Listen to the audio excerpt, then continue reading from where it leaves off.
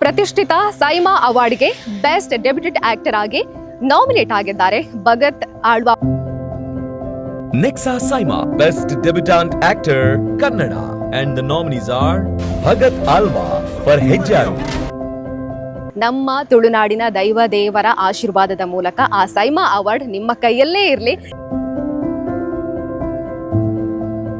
ಅಮ್ಮ ಇಷ್ಟು ಬೇಗ ಒಪ್ಕೋತಾಳೆ ಅನ್ಕೊಂಡಿರ್ಲಿಲ್ಲ. ಹಾಗೇನೆ ರಿಯಲ್ ಲೈಫ್ ನಲ್ಲಿ ಕೂಡ ಆ ತರ ಏನಾದ್ರೂ ಇದೆಯಾ ಅಂತ.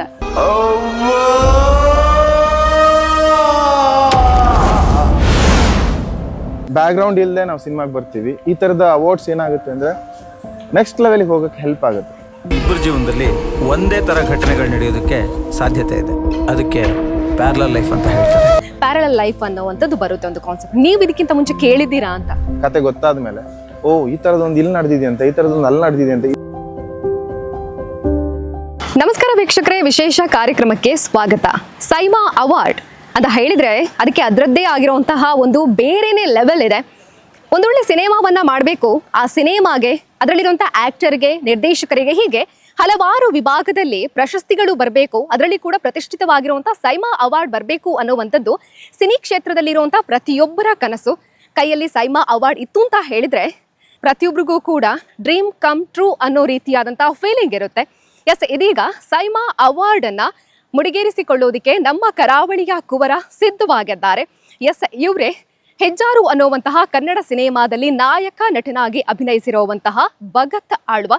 ಇವರು ನಮ್ಮ ಕರಾವಳಿಯ ಹೆಮ್ಮೆ. ಯಾಕೆಂತ ಹೇಳಿದ್ರೆ ಇವರು ದಕ್ಷಿಣ ಕನ್ನಡದ ಬೆಳ್ತಂಗಡಿಯ ಮಡಂತ್ಯಾರಿನ ನಿವಾಸಿ. ಹಾಗಾಗಿ ವಿಶೇಷವಾಗಿರುವಂತಹ ಪ್ರತಿಭೆ ಅಂತಾನೂ ಹೇಳ್ಬೋದು. ಅದರ ಜೊತೆಗೇನೆ ನಮ್ಮೂರಿಗೆ ಹೆಮ್ಮೆ ಅಂತ ಹೇಳಿದ್ರೆ ಕೂಡ ತಪ್ಪಾಗ್ಲಿಕ್ಕಿಲ್ಲ. ಇವತ್ತು ನಮ್ಮ ಜೊತೆಗೆ ಭಗತ್ ಅವರಿದ್ದಾರೆ. ಇನ್ನೊಂದು ವಿಚಾರ ಏನು ಅಂತ ಹೇಳಿದ್ರೆ, ಭಗತ್ ಅವರನ್ನ ನಾನು ಮಾತಾಡ್ಸೋದಕ್ಕಿಂತ ಮುಂಚೆ ಒಂದು ಹೇಳಬೇಕು. ಭಗತ್ ಅವರ ಅಭಿನಯದ ಬಗ್ಗೆ. ಇವರು ಸೀರಿಯಲ್ನಲ್ಲಿ ಆಕ್ಟ್ ಮಾಡಿದ್ದಾರೆ. ಅದರ ಜೊತೆಗೇನೆ ಸಿನಿಮಾಗೆ ಎಂಟ್ರಿ ಕೊಟ್ಟಾಗ ಏನ್ ಇಷ್ಟೊಂದು ಚೆನ್ನಾಗಿ ಅಭಿನಯ ಮಾಡ್ತಾ ಇದ್ದಾರೆ ಅನ್ನೋವಂಥದ್ದು ಅದೆಷ್ಟೋ ಜನರ ಬಾಯಿಂದ ಕೇಳಿದಂತಹ ಮಾತು. ಪ್ರಥಮವಾಗಿರುವಂತಹ ಸಿನಿಮಾ ಅನ್ನೋವಂಥದ್ದು ಯಾರಿಗೂ ಗೊತ್ತಾಗಿಲ್ಲ. ಅಷ್ಟೊಂದು ಚೆನ್ನಾಗಿರುವಂತಹ ಅಭಿನಯವನ್ನ ಪ್ರೇಕ್ಷಕರ ಮುಂದೆ ಇಟ್ಟಿರುವಂಥದ್ದು. ಪ್ರತಿಷ್ಠಿತ ಸೈಮಾ ಅವಾರ್ಡ್ಗೆ ಬೆಸ್ಟ್ ಡೆಬ್ಯೂಟೆಡ್ ಆಕ್ಟರ್ ಆಗಿ ನಾಮಿನೇಟ್ ಆಗಿದ್ದಾರೆ ಭಗತ್ ಆಳ್ವಾ. ಅವರು ನಮ್ಮ ಜೊತೆ ಇದ್ದಾರೆ. ಮಾತಾಡಿಸ್ಬೇಕು, ಸಿನಿ ಜರ್ನಿಯ ಬಗ್ಗೆ ಮಾತನಾಡಬೇಕು, ಅದರ ಜೊತೆಗೇನೆ ಸೈಮಾ ಅವಾರ್ಡ್ಗೆ ಆಯ್ಕೆ ಆಗಿರೋದ್ರ ಬಗ್ಗೆ ಕೂಡ ಮಾತನಾಡಬೇಕು. ನಮಸ್ತೆ, ಹೇಗಿದ್ದೀರಾ? ಸೂಪರ್. ಎಂಚ ಉಲ್ಲರ್ ಸೂಪರ್. ಯಾನ ಆರಾಮ ಸರ್. ನಾನು ಕಾರ್ಯಕ್ರಮ ಆರಂಭ ಮಾಡೋದಕ್ಕಿಂತ ಮುಂಚೆನೆ ಹೇಳ್ತೀನಿ ನಿಮಗೆ, ನಮ್ಮ ತುಳುನಾಡಿನ ದೈವ ದೇವರ ಆಶೀರ್ವಾದದ ಮೂಲಕ ಆ ಸೈಮಾ ಅವಾರ್ಡ್ ನಿಮ್ಮ ಕೈಯಲ್ಲೇ ಇರಲಿ. ಇನ್ನೊಂದ್ಸಾರಿ ನಾವು ನಿಮ್ಮಲ್ಲಿ ಮಾತಾಡ್ಸೋ ರೀತಿಯಾಗಿ ಆಗ್ಲಿ ಅಂತ ನಾನು ಪ್ರಥಮವಾಗಿಯೇ ಹೇಳ್ತೀನಿ. ಇವಾಗ ನಾಮಿನೇಟ್ ಆಗಿರೋದಕ್ಕೆ ಕಂಗ್ರಾಟ್ಸ್, ಹಾಗೇನೆ ಆಲ್ ದಿ ಬೆಸ್ಟ್.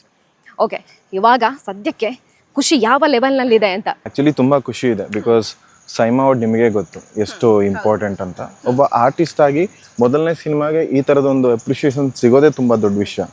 ನಾಮಿನೇಟ್ ಆದಾಗಲೇ ನಂಗೆ ತುಂಬ ಖುಷಿ ಆಯಿತು. ಬಿಕಾಸ್ ನಾವೇನು ಎಕ್ಸ್ಟ್ರಾ ಎಫರ್ಟ್ ಏನು ಹಾಕಿಲ್ಲ ನಾಮಿನೇಟ್ ಆಗೋಕ್ಕೆ. ಸಿನಿಮಾ ಕೆಲಸ ಮಾಡಿದ್ದೀವಿ, ಜನರು ಇಷ್ಟಪಟ್ಟಿದ್ದಾರೆ. ಲಾಸ್ಟ್ ಇಯರ್ ಇದೇ ಟೈಮಿಗೆ ಸಿನಿಮಾ ರಿಲೀಸ್ ಆಗಿತ್ತು. ಸೊ ಈ ವರ್ಷ ಅದರದ್ದು ರಿಸಲ್ಟ್ ಸಿಗ್ತಾ ಇರೋದು ತುಂಬ ಖುಷಿ ಕೊಡ್ತಾ ಇದೆ. ಆ್ಯಂಡ್ ಎಲ್ಲ ಆರ್ಟಿಸ್ಟ್ಗಳಿಗೂ ಇದ್ದೇ ಇರುತ್ತೆ ಇದು. ಅಂದರೆ ಸೈಮಾ ಅವಾರ್ಡ್ ಅನ್ನೋದು ಚಿಕ್ಕ ಅವಾರ್ಡ್ ಏನಲ್ಲ, ದೊಡ್ಡ ಅವಾರ್ಡ್. ಸೊ ಸಿಕ್ಕಿದ್ರೆ ಚೆನ್ನಾಗಿರುತ್ತೆ ಅನ್ನೋದು ಒಂದು ಬೂಸ್ಟ್ ಅಷ್ಟೇ. ಅಂದರೆ ನೆಕ್ಸ್ಟ್ ಸಿನಿಮಾ ಮಾಡೋಕ್ಕೆ ನಮ್ಗೆ ಸ್ವಲ್ಪ ಹುಮ್ಮಸ್ ಜಾಸ್ತಿ ಆಗುತ್ತೆ. So I am happy. ನೀವು ಎಕ್ಸ್ಪೆಕ್ಟ್ ಮಾಡಿದ್ರ ಸೈಮಾಗೆ ನಾನು ಸೆಲೆಕ್ಟ್ ಆಗ್ಬೋದು ಅನ್ನುವಂಥದ್ದು? ಮಾಡಿದ್ದೆ.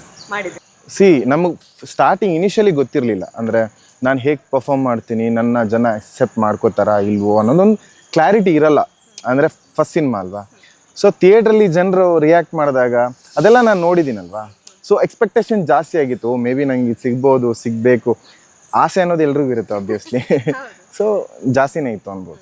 ನಮ್ಮ ಕರಾವಳಿ ಭಾಗದಿಂದ ಆಯ್ಕೆ ಆಗಿರೋದು ಕೂಡ ಪ್ರಥಮ ಅಂತ ಹೇಳಿದ್ರೆ ತಪ್ಪಾಗ್ಲಿಕ್ಕಿಲ್ಲ ಅಲ್ವಾ? ಮೇ ಬಿ ಗೊತ್ತಿಲ್ಲ. Thank you. ಓಕೆ, ನಮ್ಮ ಇವಾಗ ಹೇಳೋದು ಅಂತ ಹೇಳಿದ್ರೆ ಹೆಜ್ಜಾರು ಸಿನಿಮಾ ರಿಲೀಸ್ ಆದಾಗ ನಿಮ್ಮ ಆಕ್ಟಿಂಗ್ ಅನ್ನ ನೋಡಿ ನಾನು ತುಂಬಾ ಜನ ಹೇಳಿದ್ದನ್ನ ಕೇಳಿದ್ದೀನಿ. ಎಂಚಿನ ಆಕ್ಟ್ ಮಾಡ್ದೇರ್ ಮಾರ್ಯಾರು ಅಂತ ಹೇಳಿದ್ದನ್ನ ಕೇಳಿದ್ದೀನಿ. ಹಾಗಾಗಿ ಈ ಸಿನಿಮಾದ ಒಂದು ಆಯ್ಕೆ ನಿಮ್ಮದು ಹೇಗಿತ್ತು ಅಂತ? ನಾನು ಆಯ್ಕೆ ಅಂದರೆ ನನ್ನನ್ನು ಬೇರೆಯವ್ರು ಚೂಸ್ ಮಾಡೋದಕ್ಕಿಂತನೂ ನಾವು ಸಿನಿಮಾ ಮಾಡಬೇಕು ಅಂತ ಹೊರಟಾಗ ನಮ್ಮ ಡೈರೆಕ್ಟ್ರು ಹರ್ಷಪ್ರಿಯಾ ಅಂತ ಜೊತೆಗೆ ಸಿನಿಮಾ ಮಾಡೋಣ ಅಂತ ಒಂದು ಟೀಮ್ ಆಗಿ ಕೆಲಸ ಮಾಡಿರೋದು. ನಮ್ಮ ಮಡಂತ್ಯರಲ್ಲೇ ಶೂಟ್ ಆಗಿರೋದು, ಬೆಳ್ತಂಗಡಿ ಸುತ್ತಮುತ್ತನೇ ಹೆಜ್ಜಾರು ಶೂಟ್ ಆಗಿರೋದ್ರಿಂದ ಸೊ ನಮ್ಮ ಎಫರ್ಟ್ ಏನಿದೆ ಆ ಸಿನಿಮಾ ಥ್ರೂ ನಾವು ಏನು ಮಾಡಬೇಕು ಅದನ್ನು ಮಾಡಿದ್ದೀವಿ. ಸೊ ಅದಕ್ಕೆ ಆ ರಿಸಲ್ಟ್ ಇವಾಗ ಸಿಗ್ತಾ ಇದೆ ಅನ್ನೋ ನನ್ನ ನಂಬಿಕೆ ಇವತ್ತು ಕ್ಲಿಯರ್ ಆಗಿದೆ. ಸೈಮಾ ಅವಾರ್ಡ್ ಅಂತ ಹೇಳಿದಾಗ ನಾವು ಎಷ್ಟೊಂದು ಇಂಟ್ರೆಸ್ಟ್ ಅಲ್ಲಿ ಕಾಯ್ತೀವಿ ಅಂತ ಹೇಳಿದ್ರೆ ಯಾರಿಗೆ ಬರುತ್ತೆ ಅನ್ನೋವಂಥದ್ದು. ಹಾಗಾಗಿ ನಿಮಗೂ ಅದೊಂದು ಇರ್ಬೋದು. ಇವಾಗ ಸೆಲೆಕ್ಟ್ ಆಗಿರೋದ್ರಲ್ಲಿ ಕೂಡ ಯಾರು ಸೆಲೆಕ್ಟ್ ಆಗ್ತಾರೆ ಅನ್ನೋವಂಥದ್ದು ಇರುತ್ತೆ, ಯಾರ ಕೈಯಲ್ಲಿರುತ್ತೆ ಅವಾರ್ಡ್ ಅನ್ನೋವಂಥದ್ದು. ಹಾಗಾಗಿ ಇದೊಂದು ಆಯ್ಕೆಯ ಪ್ರೊಸೆಸ್ ಯಾವ ರೀತಿ ಆಗಿರುತ್ತೆ ಅಂತ. ಆ್ಯಕ್ಚುಲಿ ನಾನು ಹೊಸಬ ಇಂಡಸ್ಟ್ರಿಗೆ, ಟೆಕ್ನಿಕಲಿ ಇದು ಹೇಗೆ ಆಯ್ಕೆ ಮಾಡ್ತಾರೆ ಅನ್ನೋದು ನನಗೂ ಐಡಿಯಾ ಇಲ್ಲ. ಬಟ್ ಸಮ್ವೇರ್ ನನಗೆ ಅನಿಸಿತ್ತು ಅಂದರೆ ಆಯ್ಕೆ ಆಗ್ತೀನಿ ಅಂತ. ಅದು ಹೇಳಿದ್ನಲ್ವ, ಅಂದರೆ ಓವರ್ ಕಾನ್ಫಿಡೆನ್ಸ್ ಅಂತಲ್ಲ, ನಮ್ಮ ಸುತ್ತಮುತ್ತ ಇರೋರು ಅಥವಾ ಥಿಯೇಟ್ರಲ್ಲಿ ಜನರು ಮಾಡಿರೋ ರೆಸ್ಪಾನ್ಸ್ ಇತ್ತಲ್ವ, ಅದು ಮೈಂಡಲ್ಲಿ ಕೂತಿರೋದ್ರಿಂದ ನನಗೆ ಸಿಗುತ್ತೆ ಅನ್ನೋದು ಗೊತ್ತಿತ್ತು. ಬಟ್ ಈ ಆಯ್ಕೆ ಬಗ್ಗೆ ಹೇಗೆ ಅಂದರೆ, ಆಬ್ವಿಯಸ್ಲಿ ಸಿನಿಮಾದ ರಿಸಲ್ಟ್ ಆಗಲಿ ಜನರ ಒಪಿನಿಯನ್ ಆಗಲಿ ಸೈಮಾಗೆ ಆ್ಯಕ್ಚುಲಿ ಮ್ಯಾಟ್ರ್ ಆಗುತ್ತೆ. ಅವರೇ ಸೆಲೆಕ್ಟ್ ಮಾಡಿರೋದು ಹೊರತು ನಮ್ಮ ಕಡೆಯಿಂದ ನಾವು ಯಾವ ಸೋರ್ಸನ್ನು ಯೂಸ್ ಮಾಡಿಕೊಂಡು ಸೆಲೆಕ್ಟ್ ಆಗೋಕ್ಕೇನು ಮಾಡೇ ಇಲ್ಲ. ಈವನ್ ಬೇರೆ ಅವಾರ್ಡ್ ಶೋಸಲ್ಲೂ ನಮ್ಮ ಹೆಸರು ಮೆನ್ಷನ್ ಆದಾಗ ಐ ಆಮ್ ಸರ್ಪ್ರೈಸ್ಡ್, ಬಿಕಾಸ್ ಆ ಥರದೊಂದು ಸೋರ್ಸ್ ಇಲ್ಲ ನನ್ನ ಹತ್ರ. ಅಂದರೆ ಅವಾರ್ಡ್ ಶೋಗೆ ಕಳಿಸ್ಬಿಟ್ಟು ಅದರಲ್ಲಿ ಆಯ್ಕೆ ಆಗುವಂಥ ಸೋರ್ಸ್ ನನ್ನ ಹತ್ರ ಇಲ್ಲ. ನಾನು ಸಿನಿಮಾದಲ್ಲಿ ಆ್ಯಕ್ಟ್ ಮಾಡಿದ್ದೀನಿ ಅಷ್ಟೇ, ಬೇರೆ ಯಾವ್ದು ನನಗೆ ಗೊತ್ತಿಲ್ಲ. ಬೆಸ್ಟ್ ಆಕ್ಟ್ ಇದೆ, ಅದಕ್ಕೋಸ್ಕರ ಸಿಕ್ಕಿರೋವಂಥದ್ದು ಅಂತ ಇವಾಗ ಸೆಲೆಕ್ಟ್ ಆಗಿದೆ. ಓಕೆ, ಇವಾಗ ನೀವು ಸೀರಿಯಲ್ ನಲ್ಲಿ ಕೂಡ ಆಕ್ಟ್ ಮಾಡಿರೋವಂಥದ್ದು. ಹಾಗಾಗಿ ನಮ್ಮ ಒಂದು ಕರಾವಳಿ ಭಾಗದಿಂದ ಹೇಗಿದೆ ಸಪೋರ್ಟ್ ಅಂತ ನಿಮಗೆ? ಫ್ಯಾಮಿಲಿಯಾಗಿ ಫ್ರೆಂಡ್ಸ್ ತುಂಬ ಜನ ಈ ಕಡೆಯಿಂದ ಇರೋದ್ರಿಂದ ತುಂಬ ಸಪೋರ್ಟಿವ್ ಆಗಿದ್ದಾರೆ. ಬಟ್ ನನಗೆ ಇನಿಷಿಯಲಿ ನಾನು ಸೀರಿಯಲ್ ಮಾಡಿದ್ದು ಏನಕ್ಕೆ ಅಂದರೆ, ಸಿನಿಮಾಗೂ ಸೀರಿಯಲ್ಗೂ ಗೊತ್ತಿಲ್ದಿರೋ ಅಂಥ ಒಂದು ಊರಿಂದ ನಾನು ಹೊರಟು ಬ್ಯಾಂಗ್ಳೂರಿಗೆ ಹೋಗಿದ್ದು. ನನಗೆ ಸಿನಿಮಾನೇ ಮಾಡಬೇಕಿತ್ತು. ಸೊ ಸಮ್ವೇರ್ ನನಗೆ ಎಂಟ್ರ್ ಆಗೋಕ್ಕೆ ವೇ ಗೊತ್ತಿರಲಿಲ್ಲ.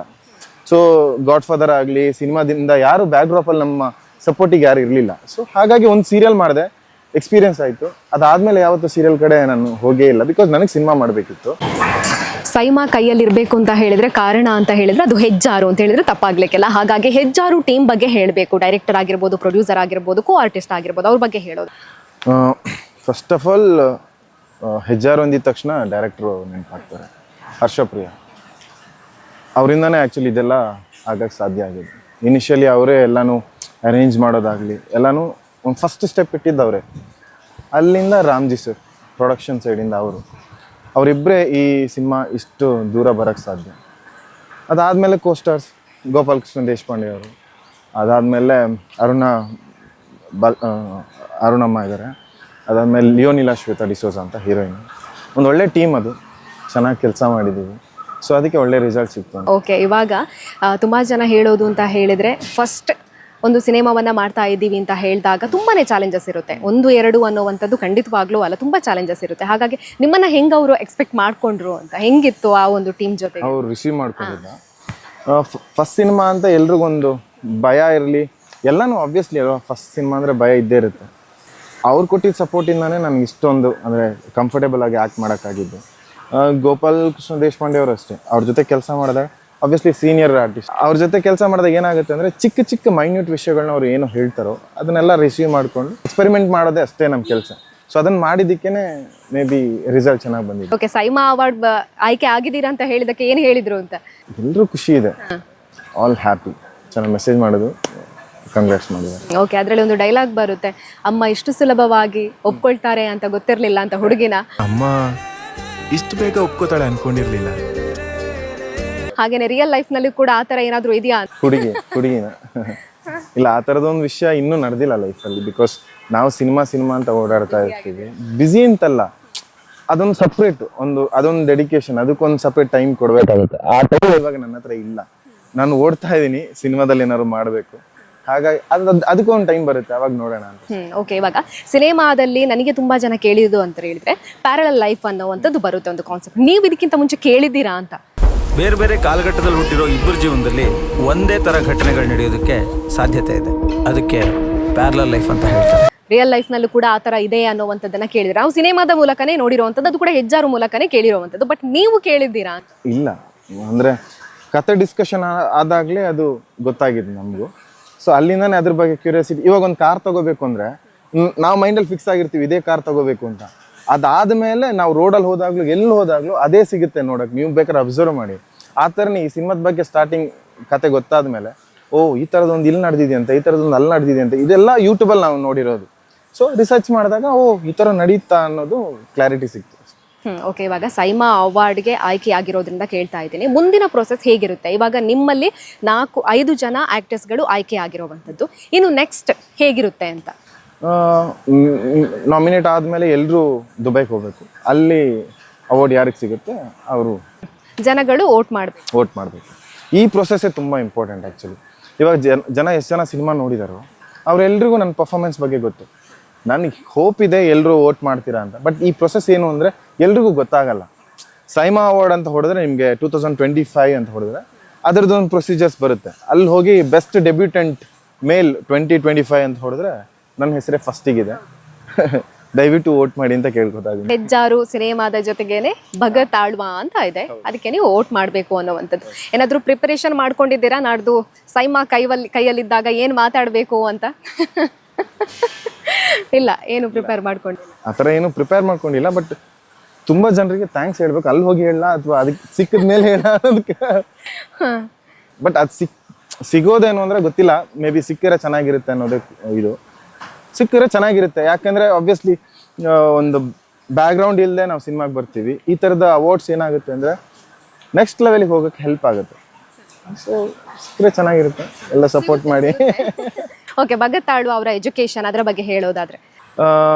ಸೇಕ್ರೆಡ್ ಆರ್ಟ್ ಕಾಲೇಜ್ ಮಡಂತಿಯಾರ್, ಬೆಳ್ತಂಗಡಿ ಹತ್ರ ಇರೋದು. ಅಲ್ಲೇ ಡಿಗ್ರಿ ಮುಗಿಸ್ಕೊಂಡು ಒಂದು 2 ಸೆಮ್ MBA ಮಾಡಿದೆ. ಅದಾದಮೇಲೆ ನನಗೆ ಗೊತ್ತಿತ್ತು ನಾನು ಸಿನಿಮಾಗೆ ಹೋಗ್ತೀನಿ ಅಂತ. ನನಗೆ ಆಗಲಿಲ್ಲ, ಅಂದರೆ ಅದು ಎಳಿತಾ ಇತ್ತು ಬ್ಯಾಂಗ್ಳೂರಿಗೆ ಬಾ ಅಂತ. ಸೊ ಕ್ವಿಟ್ ಮಾಡಿದೆ MBA ಕ್ವಿಟ್ ಮಾಡಿ ಬ್ಯಾಂಗ್ಳೂರಿಗೆ ಹೋದೆ. ಓಕೆ, ಸೀರಿಯಲ್ ಆದಮೇಲೆ ಬೇರೆ ಆಫರ್ಗಳು ಬರ್ತಾ ಇತ್ತಾ, ಇಲ್ಲ ಸಿನಿಮಾದತ್ತೇ ಫೋಕಸ್ ಮಾಡ್ತಾ ಅಲ್ಲಿಗೇನೆ ಡ್ರಾಪ್ ಮಾಡಿದ್ರೆ ಹೇಗೆ? ಇಲ್ಲ, ಆಫರ್ಸ್ ಯಾವತ್ತೂ ಬಂದಿಲ್ಲ ನನಗೆ. ನನ್ನ ಅಪೋರ್ಚುನಿಟಿ ಹೇಗೆ ಅಂದರೆ ನನಗೆ ನಾನೇ ಕ್ರಿಯೇಟ್ ಮಾಡ್ಕೊಂಡಿರೋದು. ಅಪೋರ್ಚುನಿಟಿ ಅಂತ ಅಂದರೆ ಯಾರು ಕರೆದು ಸಿನಿಮಾ ಅಂತ ಕೊಟ್ಟಿಲ್ಲ, ಸೀರಿಯಲ್ ಮಾತ್ರ ಸಿಕ್ಕಿದ್ದು ನನಗೆ. ಅದು ಆಡಿಷನ್ ಕೊಟ್ಟು. ಎಲ್ಲರೂ ಹೇಳೋವಂಥದ್ದೇ ಸ್ಟ್ರಗಲ್ ಇದೆ, ಅದಿದೆ. ಬಟ್ ಎಲ್ಲ ಪ್ರೊಸೆಸ್ಸನ್ನು ನಾನು ಎಂಜಾಯ್ ಮಾಡಿದ್ದೀನಿ. ಒಂದು ಸಿನಿಮಾ ಸಿಕ್ಕಿತ್ತು, ಅದು ತಮಿಳ್ ಮೂವಿ, ಕೆಲಸ ಮಾಡಿದ್ವಿ. ಏನೇನೋ ಇಶ್ಯೂಸ್ ಇತ್ತು ಅಲ್ಲಿ. ಡೈರೆಕ್ಟ್ರಿಗೂ ಪ್ರೊಡ್ಯೂಸರ್ಗೂ ಜಗಳ ಆಯಿತು, ಯಾರ್ಯಾರ್ದೋ ಈಗೋಗಳು. ಹಾಗಾಗಿ ಸಿನಿಮಾ ಅದು ಕಂಟಿನ್ಯೂ ಮಾಡೋಕ್ಕಾಗಲಿಲ್ಲ. ಅದಾದಮೇಲೆ ಅಲ್ಲೇ ಒಂದು 4 ಇಯರ್ಸ್ ಇದೆ ಚೆನ್ನೈಯಲ್ಲಿ. ಆ ಚೆನ್ನೈಯಲ್ಲಿ ನಾನು ಡಿಪ್ರೆಸ್ ಆಗಿ ಕೂತಿದ್ರೆ ಇವತ್ತು ಸಿನಿಮಾ ಮಾಡೋಕ್ಕಾಗ್ತಿರ್ಲಿಲ್ಲ. ಇವತ್ತು ನನ್ನ ಸಿನಿಮಾ ನಾನೇ ಮಾಡ್ಕೊಳ್ಳೋಷ್ಟು, ಡೈರೆಕ್ಟ್ ಮಾಡ್ಕೊಳ್ಳೋಷ್ಟು ಸಿನಿಮಾ ಕತೆ ರೆಡಿ ಮಾಡ್ಕೊಂಡು ಆ 4 ಇಯರ್ಸಲ್ಲೇ ನಾನು ರೆಡಿಯಾಗಿದ್ದು. ಸೊ ಇವಾಗ ಒಂದು ಸಿನಿಮಾ ಡೈರೆಕ್ಟ್ ಮಾಡ್ತಾ ಇದ್ದೀನಿ. ಅವಾಗ ಸಿಕ್ಕಿರೋ ಕಾನ್ಫಿಡೆನ್ಸ್ ಇವಾಗ ಸಿನಿಮಾ ಮಾಡೋಕ್ಕಾಗ್ತಿರೋದು. ಓಕೆ, ಹೆಜ್ಜಾರು ಬಳಿಕ ಫಿಲ್ಮ್ಗಳಿಗೆ ಇದು ಆಫರ್ ಬಂತಾ ನಿಮಗೆ ಹೇಗೆ? ಇಲ್ಲ ಅಂತ ಹೇಳೋಕ್ಕಾಗಲ್ಲ, ಆಫರ್ಸ್ ಬಂತು. ಬಟ್ ನನಗೆ ನನ್ನದೇ ಆದ ಒಂದು ಬೌಂಡ್ರೀಸ್ ಇದೆ. ಬಿಕಾಸ್ ತುಂಬ ಕೇರ್ಫುಲ್ ಆಗಿರಬೇಕು ಅನ್ನೋದೊಂದು ಇದೆ, ಕಾನ್ಷಿಯಸ್ಲಿ ಇದೆ. ಒಳ್ಳೆ ಕತೆ ಬಂದರೆ ಮಾತ್ರ ಸಿನಿಮಾ ಮಾಡಬೇಕು. ಬಿಕಾಸ್ ನೀವು ಇವಾಗ ಹೆಜ್ಜಾರು ಸಿನಿಮಾ ನೋಡಿದ್ರೆ ಒಂದು ಕತೆ ಚೆನ್ನಾಗಿದ್ರೆ ಜನ ಅಕ್ಸೆಪ್ಟ್ ಮಾಡ್ಕೋತಾರೆ ಅನ್ನೋದು ನಾನು ನೋಡಾಯಿತು. ಕೆಟ್ಟ ಸಿನಿಮಾ ಮತ್ತೆ ಮಾಡಬಾರ್ದು ಅನ್ನೋ ಮೈಂಡ್ಸೆಟ್ಟಲ್ಲಿ ಇದ್ದೀನಿ ನಾನು. ಸೊ ಹಾಗಾಗಿ ಒಂದು ಟ್ರೈ ನನ್ನ ಸೈಡಿಂದಾನೇ ಮಾಡೋಣ ಅಂತ ನನ್ನದೇ ಆದ ಒಂದು ಟೀಮ್ ಇದೆ. ನಾನು ಚೆನ್ನೈಲಿದ್ದಾಗ ಅಲ್ಲಿ ವರ್ಕ್ ಮಾಡಿರೋಂಥ ಟೆಕ್ನಿಷಿಯನ್ಸು, ಅದಾದಮೇಲೆ ಬ್ಯಾಂಗ್ಳೂರಿಗೆ ಬಂದಮೇಲೆ ಇಲ್ಲೂ ವರ್ಕ್ ಮಾಡಿರೋಂಥ ಟೆಕ್ನಿಷಿಯನ್ಸ್, ಇಬ್ಬರೂ ಮಿಕ್ಸ್ ಮಾಡಿ ಒಂದು ಸಿನಿಮಾ ಮಾಡ್ತಾ ಇದ್ದೀವಿ. ಸೊ ಲೆಟ್ಸ್ ಟ್ರೈ ಅನ್ನೋದು. ಓಕೆ, ಮುಂದೆ ಪ್ರಾಜೆಕ್ಟ್ ಇರುವಂಥದ್ದು ನಿಮ್ಮ ಕೈಯಲ್ಲಿ ಅಂತ ಹೇಳಿದ್ರೆ ಇದೆ ಇವಾಗ? ಇದೆ. ಓಕೆ, ನಮ್ಮ ಕರಾವಳಿ ಭಾಗದ ಜನ ಕೂಡ ಹೊಸೊಬ್ರು ನಮ್ಮ ಊರಿನಿಂದ ಹೋಗ್ತಾ ಇದ್ದಾರೆ ಅಂತ ಹೇಳಿದಾಗ ನಮ್ಮ ಊರಿನ ಕಥೆಯನ್ನ ಇಟ್ಕೊಂಡು ಏನಾದರೂ ಸಿನಿಮಾ ಮಾಡ್ತಾರಾ ಅನ್ನುವಂಥ ಇಂಟ್ರೆಸ್ಟೂ ಇದೆ. ಹಾಗಾಗಿ ಏನಾದರೂ ಅದ್ರ ಬಗ್ಗೆ ಏನಾದರೂ ಫೋಕಸ್ ಮಾಡ್ತಿದ್ದೀರಾ ಹೇಗೆ ಅಂತ ನಮ್ಮ ಕರಾವಳಿ ಭಾಗದ ಜನರಿಗೋಸ್ಕರ? ನಮಗೆ ಆ್ಯಕ್ಚುಲಿ ಪ್ಲಸ್ ಪಾಯಿಂಟ್ ಏನು ಅಂದರೆ ಇವಾಗ ಸೂಪ್ರಂಸೋ ಸಿನಿಮಾ ಹಿಟ್ ಆಯಿತು. ರೀಸನ್ ಏನು? ಒಳ್ಳೆ ಸಿನಿಮಾ ಬಂದಾಗ ಜನ ನೋಡ್ತಾರೆ ಅನ್ನೋದಕ್ಕೆ ಒಂದು ಎಕ್ಸಾಂಪಲ್. ಸೊ ಈ ಥರದ ಕಥೆಗಳು ನಮ್ಮ ಹತ್ರ ತುಂಬ ಇದೆ. ಓಕೆ, ಅಂದರೆ ಎಕ್ಸಾಂಪಲ್ ಹೇಳೋದಾದರೆ ನಾವು ಚಿಕ್ಕ ವಯಸ್ಸಿನ ನೋಡಿರೋಂಥ ಕಥೆಗಳಿದೆಯಲ್ಲ ಅದನ್ನು ಮಾಡಿದ್ರೂ ಸಾಕು. ಸೊ ಅದಕ್ಕೆಲ್ಲದಕ್ಕೂ ಒಂದು ಬಜೆಟ್ ಅನ್ನೋದು ಮ್ಯಾಟ್ರ್ ಆಗುತ್ತೆ. ಸೊ ಮೈಂಡಲ್ಲಿದೆ, ಕೈಯಲ್ಲಿ ಬರ್ದಿರೋಂಥ ಸ್ಕ್ರಿಪ್ಟ್ಗಳಿವೆ. ನೋಡೋಣ, ಹೋಪ್ಫುಲಿ ಫ್ಯೂಚರಲ್ಲಿ ಮಾಡಬೇಕು. ಓಕೆ, ಇವಾಗ ಸೈಮಾ ಅವಾರ್ಡ್ ಅಂತ ಹೇಳಿದಾಗ ಪ್ರತಿಯೊಬ್ಬರಿಗೂ ಗೊತ್ತಿದೆ. ಸಿನಿ ಪ್ರೇಮಿಗಳು ಯಾರೆಲ್ಲ ಇದ್ದಾರೋ ಅವರಿಗೆ ಅದರ ವ್ಯಾಲ್ಯೂ ಖಂಡಿತವಾಗ್ಲೂ ಗೊತ್ತಿರೋವಂಥದ್ದು. ಹಾಗಾಗಿ ಸೈಮಾ ಅವಾರ್ಡ್ ಅಂತ ಹೇಳಿದಾಗ ಫಸ್ಟ್ ನಿಮ್ಮ ಮೈಂಡಲ್ಲಿ ಓಡುವಂಥದ್ದು ಏನು ಅಂತ? ಅಂದರೆ ಅದು ಎಲ್ರಿಗೂ ಫೀಲ್ ಆಗುತ್ತೋ ಗೊತ್ತಿಲ್ಲ, ನನಗೆ ಫೀಲ್ ಆಗುತ್ತೆ. ಅಂದರೆ ಅಯ್ಯೋ ಎಲ್ಲ ಸ್ಟಾರ್ಸ್ ಇರ್ತಾರೆ, ಹೋಗ್ಬೋದು ನೋಡ್ಬೋದು ಅನ್ನೋದು.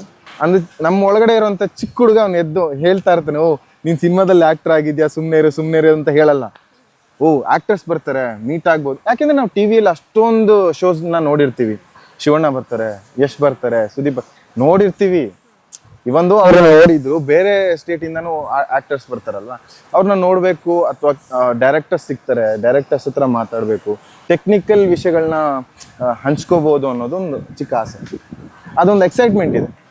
ಓಕೆ, ಇವಾಗ ನಾವು ಎಷ್ಟೇ ಎತ್ತರಕ್ಕೆ ಬೆಳೆದ್ರೆ ಕೂಡ ನಮ್ಮನ್ನ ಕಷ್ಟ ಸಮಯದಲ್ಲಿ ಎತ್ತಿ ಹಿಡಿದಂಥ ವ್ಯಕ್ತಿಗಳನ್ನ ಮರಿಬಾರ್ದು ಅನ್ನುವಂಥದ್ದು ಪ್ರತಿಯೊಬ್ಬರಿಗೂ ಗೊತ್ತಿರುವಂಥದ್ದು.